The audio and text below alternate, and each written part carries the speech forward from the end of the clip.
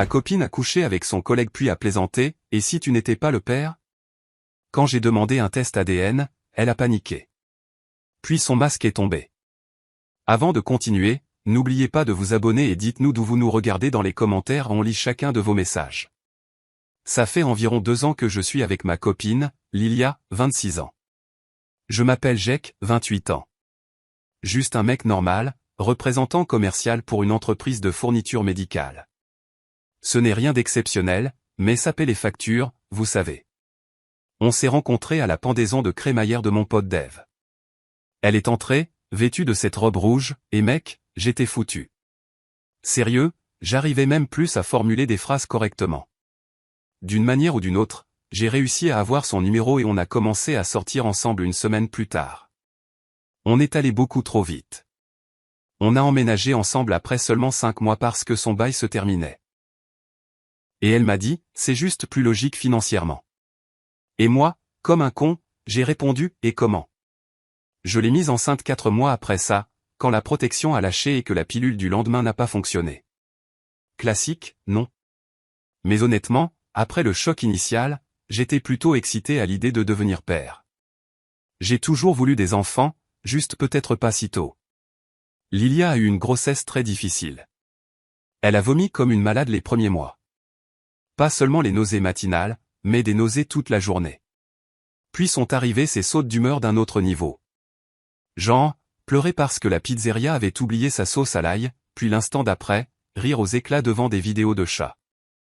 J'ai essayé d'être compréhensif, vous savez, les hormones, le fait de faire grandir un être humain et tout ça. Mais il n'y avait pas que les sautes d'humeur. Elle agissait bizarrement pendant sa grossesse. Une fois, vers le 3e mois, j'ai pris son téléphone pour regarder l'heure pendant que le mien chargeait. Elle a littéralement bondi du canapé et me l'a arraché des mains si vite qu'elle a failli le faire tomber. Elle est devenue toute bizarre, disant qu'elle avait des trucs de travail privés dessus, que des patients ne voudraient pas que d'autres voient. Elle est réceptionniste dans un cabinet dentaire.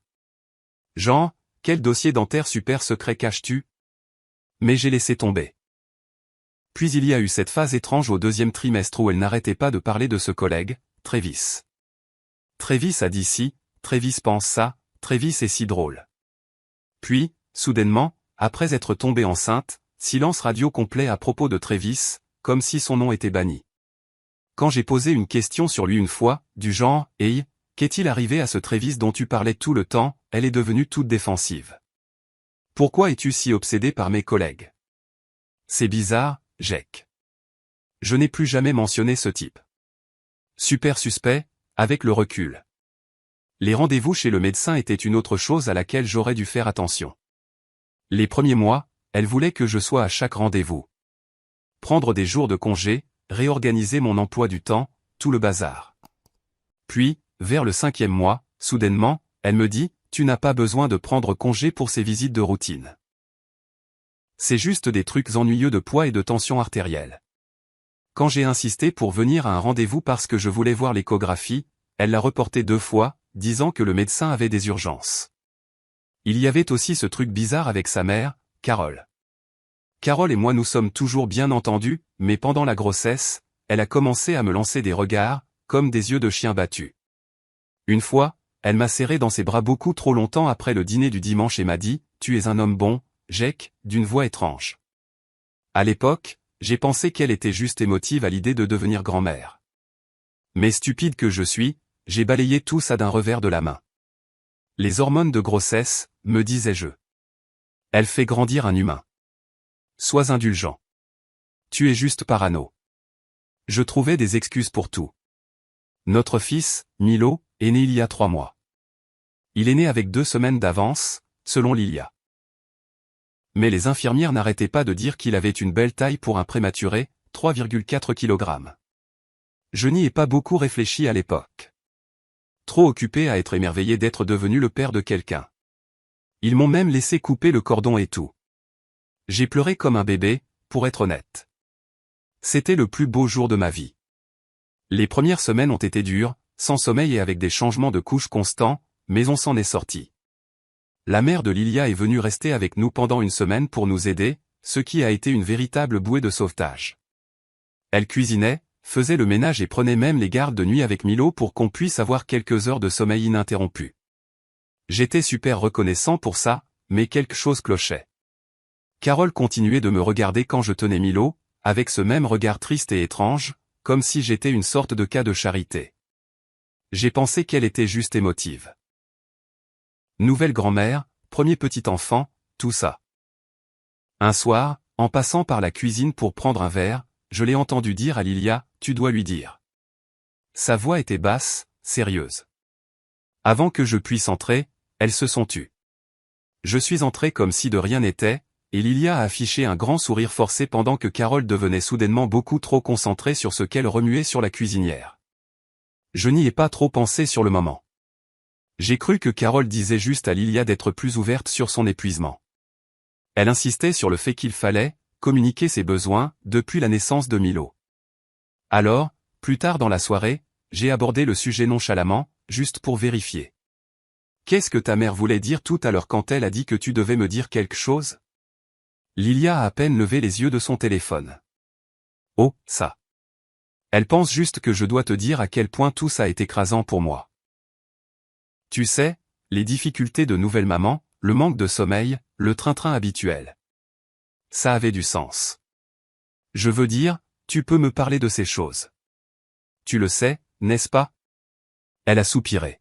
« Oui, je sais. » Elle s'inquiète juste trop. J'ai laissé tomber.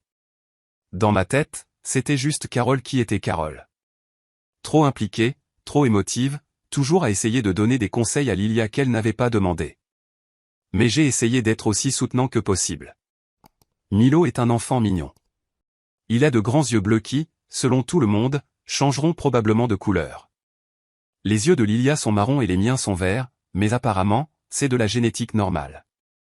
Quand ma mère est venue et a dit « Milo ne me ressemble pas vraiment, ni à personne dans notre famille », Lilia a pratiquement traîné ma mère dehors pour une conversation privée. Elle est revenue avec de grands sourires forcés, mais je voyais bien qu'elle était furieuse. J'ai remarqué que Milo n'a aucun de mes traits. Pas mon nez, pas mon menton, rien. Mais beaucoup de bébés ressemblent juste à des patates au début, non? Donc voilà où on en était. 3 mois après. Moi, jouant le papa heureux. Lilia, étant bizarre avec son téléphone et devenant défensive dès que quelqu'un mentionnait à qui Milo ressemblait. Mais tout a changé dimanche dernier, au dîner chez les parents de Lilia. On a cette habitude d'y aller un week-end sur 2. Carole fait des lasagnes ou un rôti, Franck, le père de Lilia, parle de ses voyages de pêche, et on prétend tous être la petite famille parfaite. C'est généralement ennuyeux à mourir, mais bon. Nourriture gratuite. Ce dimanche particulier a commencé normalement. On est arrivé vers 17h, Lilia portant Milo dans son siège auto. Carole l'a immédiatement pris en faisant ces bruits de bébé bizarres que font les adultes. Franck m'a donné un soda et on est allé au salon pendant que les femmes s'occupaient de la cuisine. Oui, je sais comment ça sonne, mais c'est comme ça qu'il fonctionne. J'ai déjà proposé d'aider à cuisiner et Carole a agi comme si j'avais suggéré de brûler la maison. Franck regarde une émission de télé-réalité bas de gamme, du genre de celle où ils font des révélations de tests de paternité spectaculaires, vous savez, où le gars pleure ou fait des saltos arrière selon qu'il est le père ou non. Je suis à moitié attentif, faisant défiler ma ligue de football fantasy sur mon téléphone. Lilia entre de la cuisine avec Milo et Safal à côté de moi sur le canapé. À la télé, un gars saute littéralement sur les meubles en hurlant « Je vous l'avais bien dit que j'étais pas le père !» Pendant que la mère fond en larmes. Télé-poubelle classique. Je jette un œil à Lilia, m'attendant à un roulement d'yeux ou à un commentaire sarcastique sur le ridicule de l'émission, mais non. Elle rit, mais genre, elle rit vraiment, un peu trop fort. Ça commence normalement, mais ça continue, de plus en plus fort, aigu, presque forcé. Elle serre Milo comme si elle avait peur qu'il s'envole, son visage devenant rouge. « Waouh !» dis-je en haussant un sourcil. « Je ne savais pas que c'était ton genre d'humour. » Elle agite la main, gloussant encore. « C'est juste. » Mon Dieu, ces gens. Elle allait entre deux rires. C'est tellement dramatique. Genre, tu imagines? Et puis, de nulle part, elle lâche, et si tu n'étais pas le père de Milo? Puis elle rit à nouveau. Mais cette fois, c'est différent. Ce n'est pas le rire franc d'avant. C'est bizarre. Aigu, presque robotique, comme si elle se forçait, essayant de couvrir le fait qu'elle venait de dire quelque chose de vraiment, vraiment stupide. Un silence de mort s'abat sur la pièce. Frank coupe le son de la télé en pleine révélation de paternité. Carole, qui est dans la cuisine en train de remuer une casserole de sauce, fait tomber une cuillère si fort qu'elle résonne sur le sol. Je fixe juste Lilia. Mon cerveau cale. Qu'est-ce qu'elle vient de dire, bordel? Elle tient toujours Milo, mais elle a soudain l'air de vouloir disparaître. Ses yeux parcourent la pièce comme si elle essayait d'évaluer la gravité de sa gaffe. Puis, d'une voix bien trop empressée, elle ajoute rapidement, je plaisante totalement. Regarde sa fossette au menton. C'est tout toi. Son faux sourire est si forcé qu'on dirait qu'il a été dessiné au marqueur. Sauf que je n'ai pas de fossette au menton. Jamais eu. Mais vous savez qui en a une? Le frère de Lilia. Frank se racle la gorge et remet le volume de la télé à fond. Beaucoup trop fort. Carole crie de la cuisine que le dîner est prêt. Même si je peux voir d'où je suis qu'elle est encore en train de remuer les pattes. Le reste du dîner est d'une maladresse infernale.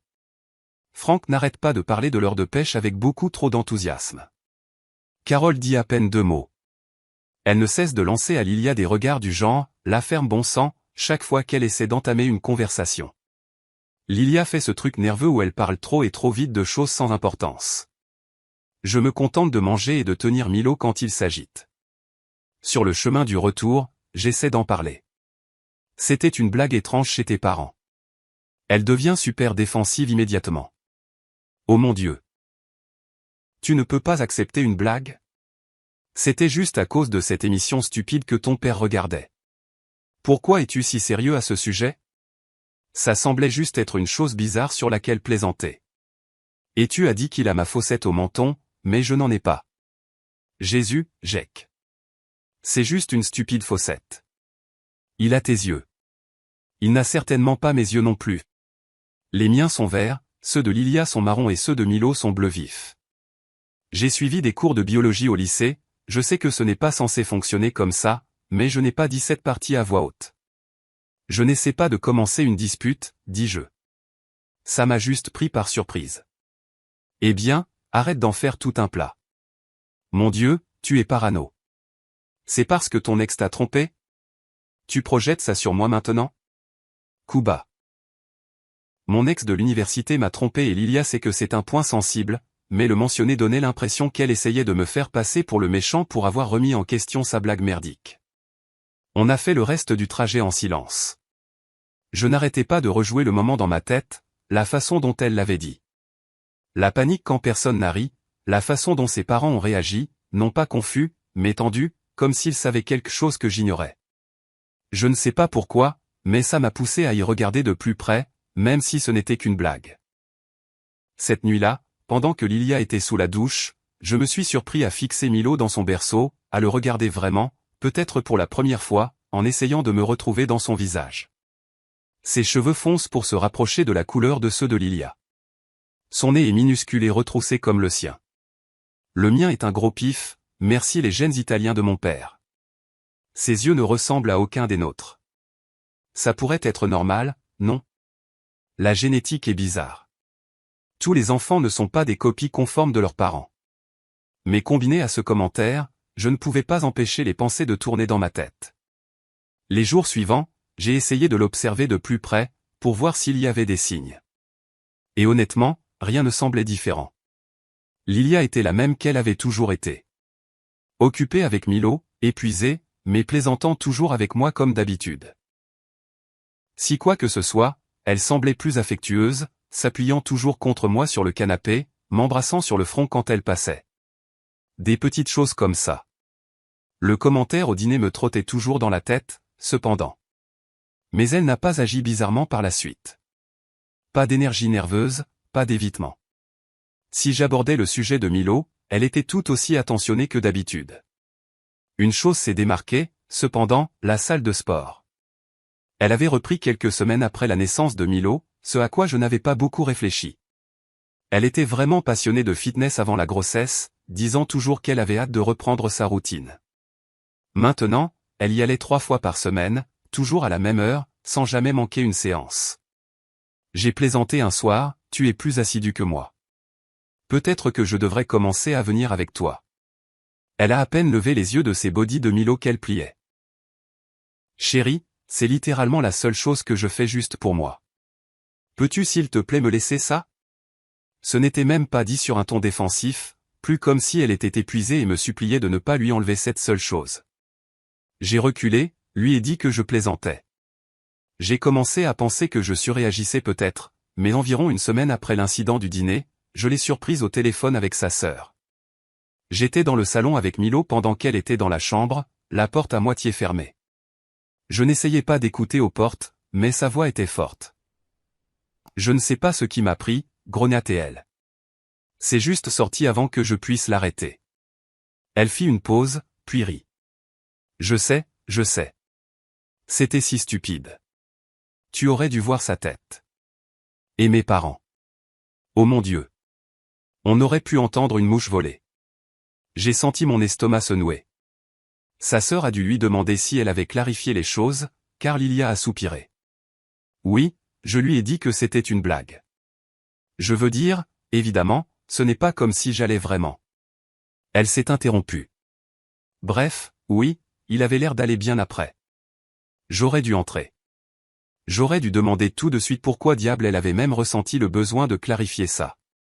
Mais au lieu de ça, je suis resté assis là, à bercer Milo sur mon genou, prétendant que je n'avais pas entendu quelque chose qui me serrait la poitrine.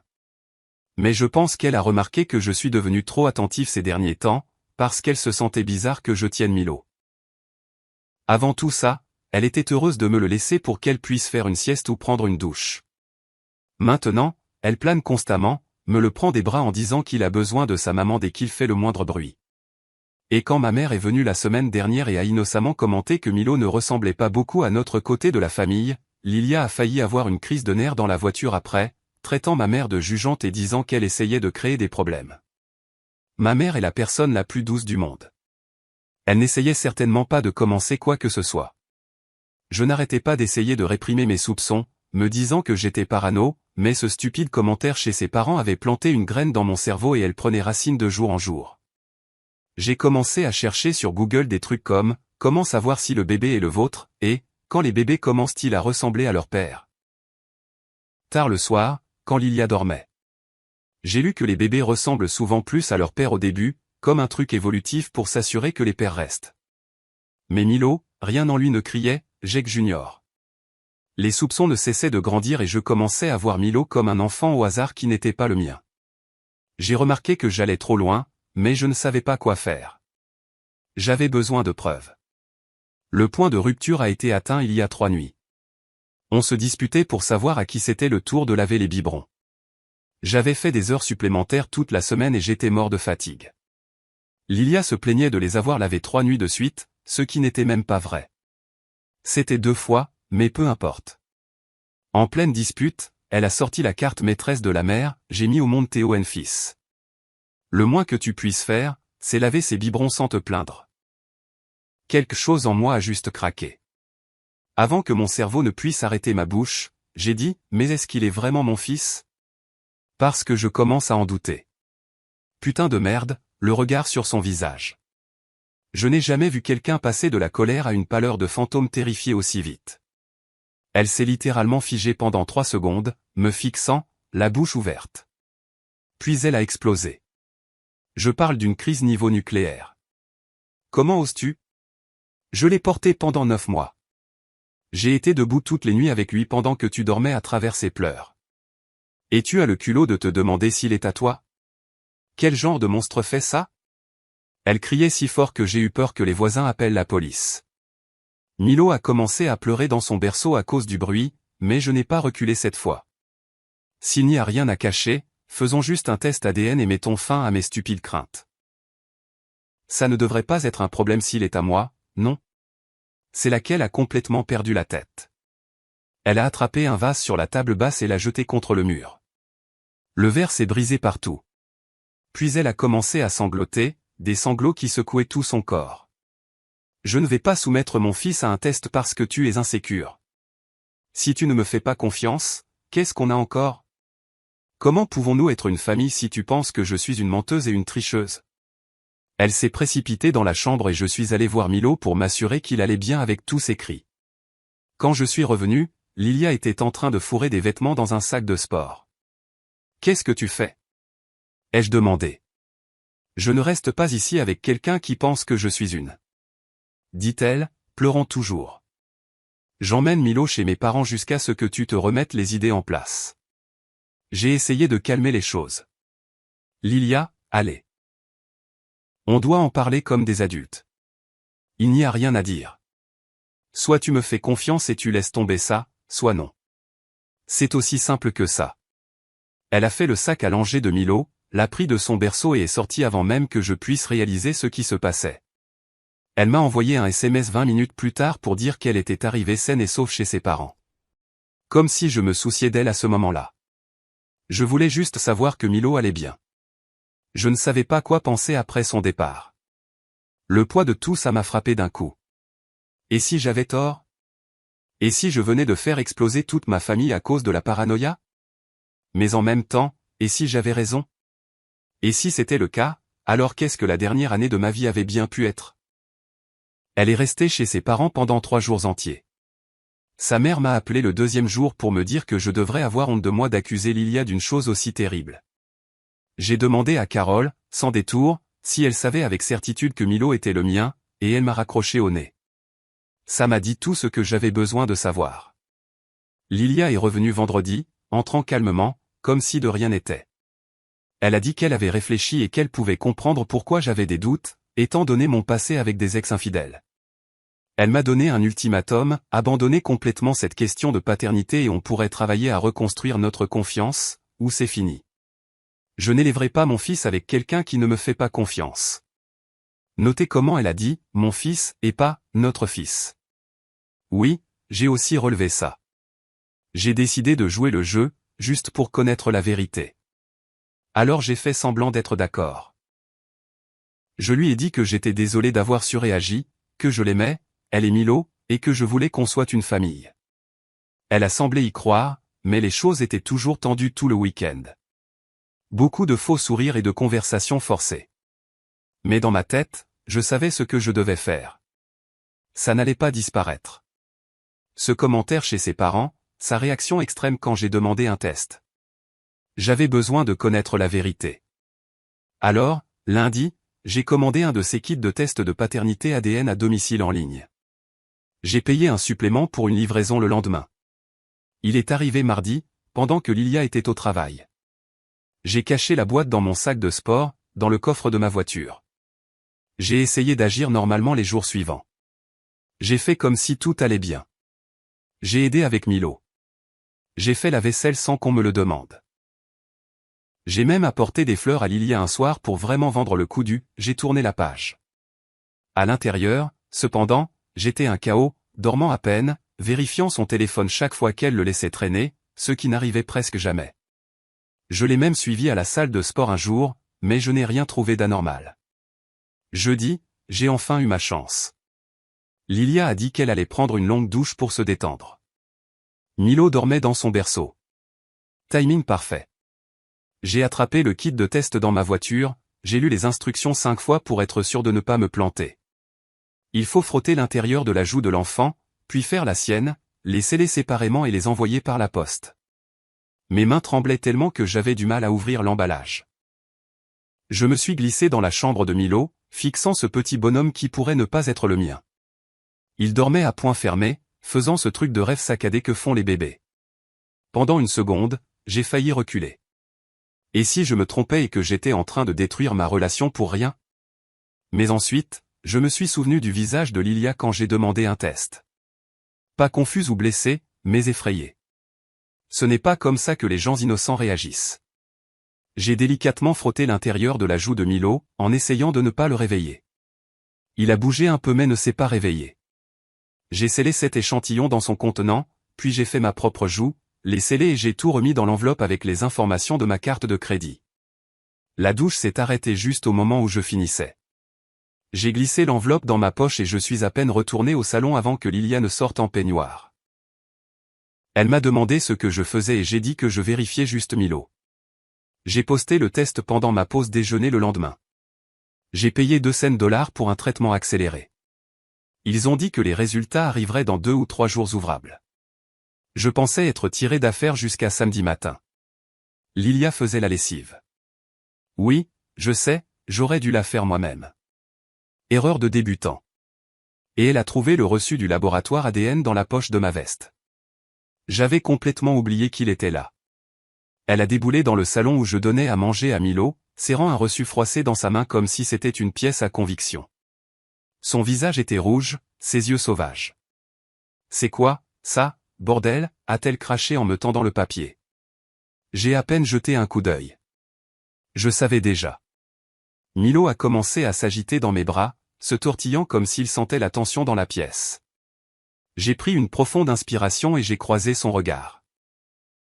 C'est exactement ce que ça a l'air d'être, ai-je dit. Tu es passé derrière mon dos après m'avoir promis que tu en avais fini avec ça, a-t-elle hurlé. Quand est-ce que tu as fait le prélèvement? Pendant que j'étais sous la douche. Tu te fous de moi.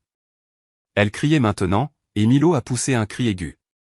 Je l'ai instinctivement serré plus fort contre moi, lui frottant le dos. Elle était trop énervée pour le tenir. Si tu n'as rien à cacher, pourquoi as-tu si peur des résultats? Ma voix était stable. Je n'allais pas me mettre à son niveau d'hystérie. Pas devant Milo. Le corps entier de Lilia tremblait alors qu'elle prenait des respirations courtes et saccadées. Puis elle a éclaté en sanglots, des pleurs incontrôlables. Même s'il est à toi, tu nous as détruits, a-t-elle étouffé entre 2 sanglots. Comment pourrais-je te faire confiance à nouveau? Tu es passé derrière mon dos. Tu as pris l'ADN de mon bébé sans me le demander. Je me suis approché, j'ai délicatement posé Milo dans sa balancelle. J'avais besoin de mes mains libres pour cette conversation. Je ne m'excuserai pas d'avoir eu besoin de connaître la vérité. Ma voix était plus ferme maintenant. Mais je suis désolé d'avoir dû le faire de cette façon, Lilia. Tu ne m'as pas laissé le choix. Ce doute me rongeait de l'intérieur. Ses sanglots se sont étranglés et elle a essuyé son visage avec colère. Pourquoi n'as-tu pas pu simplement me faire confiance? J'ai ri, un rire amer et sans joie. Tu es sérieuse? Après tout ça? Tu fais ce commentaire merdique chez tes parents, puis tu pètes un câble dès que quelqu'un mentionne à qui Milo ressemble. J'essaie d'en parler et tu me coupes la parole. J'aborde la chronologie et tu deviens défensive. Qu'est-ce que j'étais censé penser? Elle s'est tue, ses lèvres se pressant en une ligne serrée. Quand arrivent les résultats? Sa voix était faible maintenant. Lundi ou mardi. Un lent hochement de tête. Elle m'a fixé pendant un long moment, puis a penché la tête. Et s'il montre qu'il est à toi, alors quoi? Je n'ai même pas hésité. Alors je passerai tout le temps qu'il faudra à me racheter. À reconstruire notre confiance, à te prouver que je t'aime, toi et Milo. Et je le pensais. Vraiment. Mais alors son expression a changé, s'est assombrie. Et s'il montre ce que tu penses, qu'il n'est pas à toi? Ça m'a un peu pris par surprise. Je ne m'étais pas permis de penser aussi loin. Je ne sais pas, Lilia. Elle a inspiré brusquement, puis a tourné les talons. Elle a pris Milo de la balancelle et l'a tenu contre elle comme un bouclier. Je l'emmène chez mes parents pour le reste du week-end. Je ne l'ai pas arrêté, j'ai juste hoché la tête. C'est probablement mieux comme ça, ai-je marmonné. J'avais besoin d'espace, car si ces résultats revenaient comme je le soupçonnais, je n'avais aucune idée de ce que j'allais faire. Elle a fait un sac et est partie en moins de 30 minutes. J'ai passé le week-end seul dans notre appartement, et j'avais l'impression que mon monde entier était en équilibre au bord d'une falaise, sur le point de basculer. L'email avec les résultats du test est arrivé lundi matin, pendant que j'étais au travail. J'ai pris ma pause déjeuner plus tôt et je suis allé m'asseoir dans ma voiture pour l'ouvrir. C'est un de ces moments où le temps ralentit, vous savez. Je suis resté assis là, à fixer l'email non ouvert pendant 10 bonnes minutes avant d'avoir le courage de cliquer. Les résultats étaient là, en haut, en grosses lettres grasses. Probabilité de paternité, 0%. J'ai vomi, là, sur le parking. C'était comme si quelqu'un m'avait arraché le cœur par la gorge. Toutes ces tétées nocturnes, toutes ces couches, toutes ces fois où je lui ai dit que je l'aimais. Tout ça basé sur un mensonge. J'ai appelé mon patron et lui ai dit que j'avais une urgence familiale. J'ai conduit jusqu'à la maison dans un état second. J'ai failli griller un feu rouge parce que je ne pouvais pas me concentrer. Je n'arrêtais pas de voir ces mots. Probabilité 0%. Lilia avait texté qu'elle rentrerait après le travail pour parler, quels que soient les résultats. J'ai répondu par 2 mots, ils sont là. Elle a dû quitter le travail plus tôt, car elle est arrivée à l'appartement moins d'1 heure plus tard avec Milo. Elle a jeté un coup d'œil à mon visage et a su. Jake, s'il te plaît, laisse-moi t'expliquer. J'ai juste levé mon téléphone avec les résultats. 0%, Lilia. 0.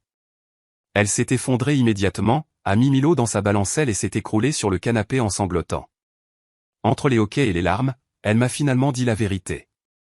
Apparemment, l'année dernière, après notre grosse dispute sur mon enterrement de vie de garçon à Vegas, elle s'était vengée en sortant avec ses collègues de travail. Elle avait retrouvé Travis, son collègue, dans un bar. Ils se sont saoulés et sont retournés chez lui. Selon elle, ce n'était qu'une fois. J'ai pris la pilule du lendemain, je te le jure, mais ça n'a pas marché. Quand j'ai réalisé que j'étais enceinte, on était si heureux ensemble. Je me suis convaincu que ça devait être le tien. Le timing était si proche. Tu m'as laissé croire qu'il était le mien pendant 1 an, ai-je dit. Tu m'as regardé peindre sa chambre. Tu m'as laissé couper le cordon à l'hôpital. Lilia, qui fait ça? Elle n'arrêtait pas de tendre la main vers moi, mais je reculais. Je ne supportais pas l'idée qu'elle me touche. Travis ne veut pas d'enfant. Il l'a dit clairement dès le début. Mais tu es déjà un si bon père pour Milo. Il t'aime. On peut surmonter ça. Avoir d'autres enfants. Nos enfants. Arrête. Juste arrête. J'ai attrapé mes clés et mon téléphone. Je reste chez Dave ce soir. Quand je reviendrai demain, je veux que tu sois parti. Jake, s'il te plaît. On peut arranger ça. Elle était hystérique maintenant. Je n'ai rien dit, je suis juste sorti pendant qu'elle pleurait et me suppliait de rester. J'ai bloqué son numéro dès que je suis monté dans la voiture, j'ai conduit jusqu'à chez Dave et je lui ai tout raconté. Cette nuit-là a été rude. Je n'arrêtais pas de faire défiler des photos de Milo sur mon téléphone, essayant de voir s'il y avait une partie de moi en lui. Il n'y en avait pas. Juste Lilia et Travis. J'ai pris ma journée le lendemain. Je ne pouvais pas affronter les gens. Vers midi, j'ai débloqué le numéro de Lilia, juste pour voir si elle avait quitté l'appartement. J'avais 47 textos en attente, principalement des variations de « S'il te plaît, rentre à la maison, on peut arranger ça » et « Milo a besoin de toi ». J'ai répondu par un seul texto « Es-tu sorti de l'appartement ?» Elle a dit « Oui, je suis chez mes parents. » Je suis retourné à notre appartement, mon appartement techniquement, puisque je suis le seul sur le bail. Entrée était surréaliste. Elle avait pris la plupart des vêtements et des jouets de Milo, mais son berceau était toujours là, sa balancelle, la table allongée que j'avais montée alors qu'elle était enceinte de 8 mois. Tout ce que je pouvais penser était, comment diable ma vie est-elle devenue ça? J'ai passé cette nuit-là à faire des listes de choses pratiques que je devais faire. Trouver un avocat. Déterminer si j'étais légalement responsable puisque mon nom est sur l'acte de naissance. Décider si je devais rompre le bail ou l'expulser définitivement. Et c'est comme ça que je me suis retrouvé dans un cauchemar juridique. Comme mon nom est sur l'acte de naissance de Milo, je suis légalement son père aux yeux de la loi. Peu importe que le test ADN dise le contraire. Dans cet état, si vous signez l'acte de naissance, vous acceptez la responsabilité en tant que père. Point final. L'avocat a expliqué que je devais déposer une requête pour contester la paternité le plus rapidement possible. Il y a une fenêtre de temps limitée pour contester la paternité après avoir découvert que vous n'êtes pas le père biologique, et cela varie selon l'État. Dans mon État, c'est 1 an. Si j'attends trop longtemps, je pourrais être redevable d'une pension alimentaire pour les 18 prochaines années pour un enfant qui n'est pas le mien. Imaginez, 18 ans. Mais c'est là que ça se complique encore plus. Le simple fait de déposer la requête ne garantit pas que le tribunal me retirera de l'acte de naissance. Le juge doit considérer l'intérêt supérieur de l'enfant. Donc, même si Milo n'est pas biologiquement le mien, si le tribunal décide que j'ai établi une relation père-fils avec lui, il pourrait quand même me rendre légalement responsable. Quand l'avocat m'a dit ça, j'ai failli perdre la tête, là, dans son bureau. Comment est-ce juste? J'ai été trompé pour croire que j'étais le père de cet enfant. Je n'ai pas choisi ça. Il est resté super professionnel, cependant, et a dit, notre dossier est solide car Milo n'a que 3 mois, donc la relation n'est pas si établie que ça. De plus, nous avons des preuves ADN claires que je ne suis pas le père. Et nous savons qui est le père biologique potentiel, Travis. Le plan était de déposer la requête pour contester ma paternité et simultanément d'en déposer une pour établir la paternité de Travis. Nous allions forcer ce type à faire un test ADN et à assumer la responsabilité de son enfant. Lilia a reçu l'assignation vendredi. Elle s'est présentée à mon appartement ce soir-là, complètement hystérique. Elle n'arrêtait pas de frapper à la porte et de crier jusqu'à ce que je menace d'appeler la police. Les voisins ont certainement tout entendu. Comment as-tu pu faire ça à Milo, n'arrêtait-elle pas de crier à travers la porte. Il est innocent dans tout ça. Ouais, sans blague. Moi aussi, mais ce n'est pas moi qui ai créé cette situation. Elle est finalement partie quand j'ai commencé à enregistrer sa crise sur mon téléphone à travers le Judas. Assez intelligente pour savoir que ça n'aurait pas l'air bien au tribunal, je suppose. Son père m'a appelé le lendemain matin. Frank a toujours été un type correct, alors j'ai pris l'appel. Il était plus calme que Lilia, mais toujours assez énervé. Fils, je comprends que tu sois blessé. Ce que Lilia a fait est mal, mais ce petit garçon a besoin d'un père. Je l'ai interrompu. Il a un père. C'est son collègue. Et ta fille le savait depuis le début. Longue pause, puis, as-tu déjà envisagé que peut-être Lilia a fait une erreur, mais qu'elle t'a choisi pour être le père de Milo parce qu'elle savait que tu serais bon pour ça? Que c'était peut-être sa façon tordue d'essayer de construire une famille avec toi. Frank, elle m'a menti tous les jours. Elle m'a regardé construire une chambre pour un enfant qu'elle savait probablement ne pas être le mien. Comment te sentirais-tu si quelqu'un te faisait ça? Il a soupiré. Je me sentirais exactement comme toi. Mais je te demande de penser à Milo. Je sais que ce petit bonhomme n'a rien fait de mal, mais moi non plus. Je suis désolé, Frank, mais je ne peux pas élever l'enfant d'un autre homme né d'un mensonge. Je ne peux tout simplement pas. Dimanche, Lilia a texté que Travis refusait de faire le test de paternité ordonné par le tribunal. Il dit qu'il sait qu'il n'est pas le père et qu'elle essaie de lui mettre ça sur le dos. Ironique, non? On récolte ce que l'on sème. Lors de l'audience préliminaire, Lilia s'est présentée avec son propre avocat. Je m'attendais à ce qu'elle conteste tout, mais étonnamment, elle ne l'a pas fait. Son avocat a dit qu'il ne s'opposait pas à la requête pour contester la paternité. Il demande juste un droit de visite pour moi, si je le veux, puisque Milo me connaît comme son père. Le juge a ordonné à Travis de se présenter pour un test ADN lundi prochain. S'il ne se présente pas, un mandat d'arrêt pourrait être émis contre lui. Le tribunal a finalement statué sur mon cas 6 semaines après ma dernière mise à jour.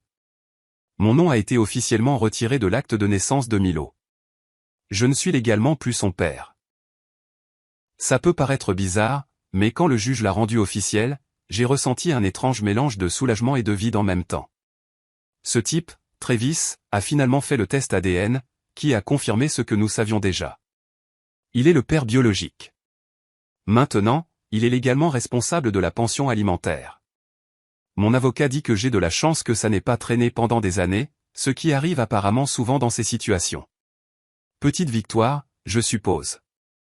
Après la décision du tribunal, les choses sont devenues encore plus bizarres. Lilia m'a appelé en pleurant, disant que Milo était malade avec une otite et que Travis ne voulait pas l'aider.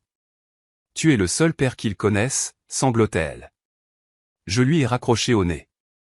Le lendemain, elle s'est présentée à mon appartement avec Milo, frappant à la porte et pleurant. Je n'ai pas répondu, j'ai regardé par le Judas jusqu'à ce qu'elle finisse par abandonner et partir. Elle a glissé une note sous la porte qui disait juste « Il sera toujours ton fils de la manière qui compte ». Je l'ai brûlé dans l'évier de la cuisine. J'ai fait envoyer par mon avocat une mise en demeure après ça. Elle ne m'a pas contacté depuis. Ça a été dur, je ne vais pas mentir. Le premier mois après la décision du tribunal, je me réveillais parfois en pensant entendre Milo pleurer dans l'autre pièce.